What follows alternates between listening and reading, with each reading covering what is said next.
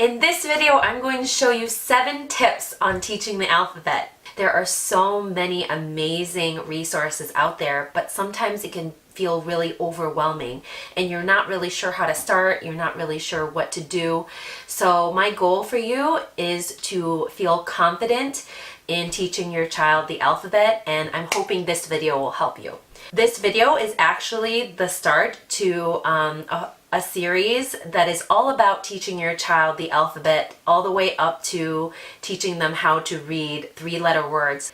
So if you're interested in any of those topics, make sure you hit that subscribe button so that you'll be notified right away when those videos come on. The first, and I feel the most important tip that I give all of my classroom parents when it comes to teaching your child the alphabet is to read, read, read.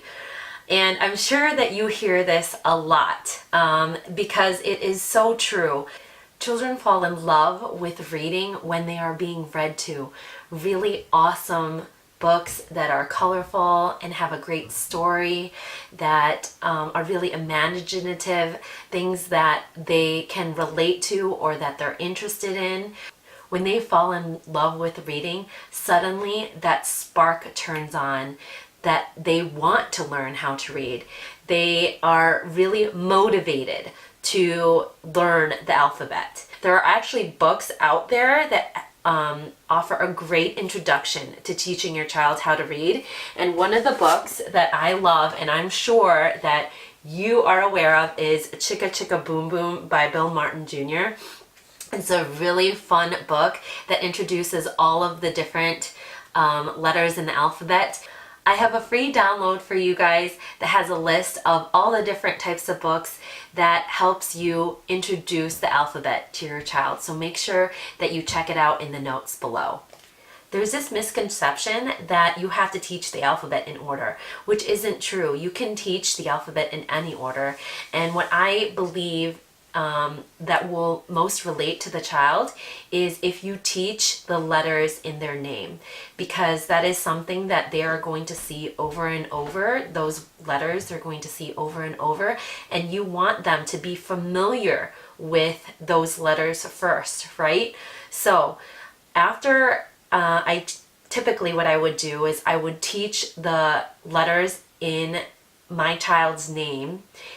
And then once they're familiar with those, then I would go to the most common letters. And I want you to think of Wheel of Fortune when you think of those most common letters. So those letters like R and S and T and L, those letters appear in words a lot. You will see them a lot. The most common way to teach the alphabet to your child is to teach the letter names first and then teach the sounds. I have also heard that teaching the sounds first and then the letter names are very effective. Personally, I would choose to teach the letter names first, because when you're teaching the letter names first, those names are constant. They don't change. For example, A has 2 different sounds. It has a short A and a long A.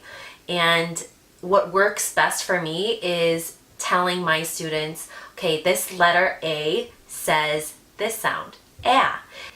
And then later on in the curriculum, I would introduce the other sound. So letter A says A, but it also says A. Whichever one you choose, make sure that you're consistent with that teaching choice. Because if you keep going back and forth between teaching the letter sound first, and then the next week for another letter teaching the letter name first, it's going to be really confusing to your child. So the next tip I have for you is making sure that you pronounce the sounds of those letters correctly. Make sure that you're teaching just the isolated sound. For example, for the letter B, it's B, or the letter P, it's P. M, it's not M, or the letter N is N, not N. And that's going to help your child isolate the letter so that in blending, they'll be able to say that one sound and then blend on to the next sound.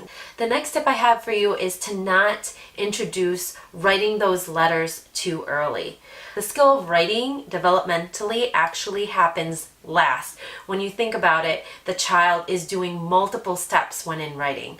So first, they're thinking of the letter in their head, they're imagining it. They have to control their hands, their arms, and hold the pencil a certain way and try to produce that letter. And sometimes they are just not there yet. What I encourage the parents to do instead is to do more hands-on activities as opposed to paper and pencil.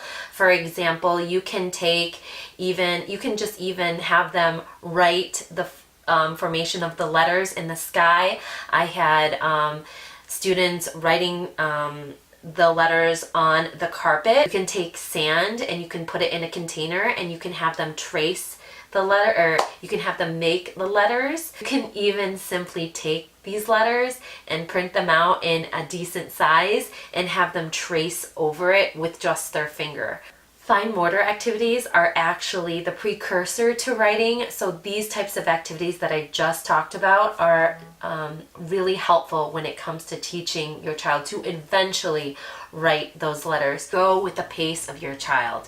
When you look into teaching your child the alphabet, you'll see a lot of curriculum that, for example, says a letter a week, which a letter of the week is great, but sometimes the child might get the letter within 2 days, right? And then you have these extra 3 days that are just kind of extra for them and they're ready to move on. You have the flexibility. I would move on to the next letter and not waste time reteaching something that they don't really need to keep learning.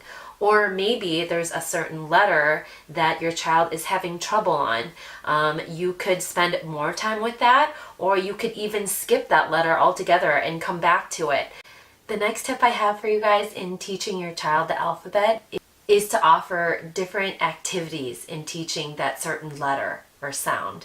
There's really no one right way to teach the alphabet. The only thing that I would focus on is finding activities that your child loves. So maybe if your child is really into singing, finding songs that help them remember what the letters look like or how to say the letters sound. If your child's kinesthetic, find ways, or you can find activities that get them up and moving around. If your child is artistic, you can find activities that help them express their creativity while practicing the alphabet. The next two videos are going to be all about introducing different activities that will cater to different learning styles for your child. That's all I have for you guys today. I hope these tips were oh so helpful.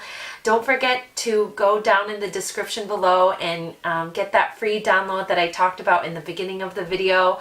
Comment down below on any tips that you know of that would be helpful as well. If you like this video, make sure you hit that like button and hit that subscribe button. Next week, I'll be talking about activities that help your child learn the letter names, letter recognition. So make sure you stay tuned for that, and I'll talk to you guys soon. Bye.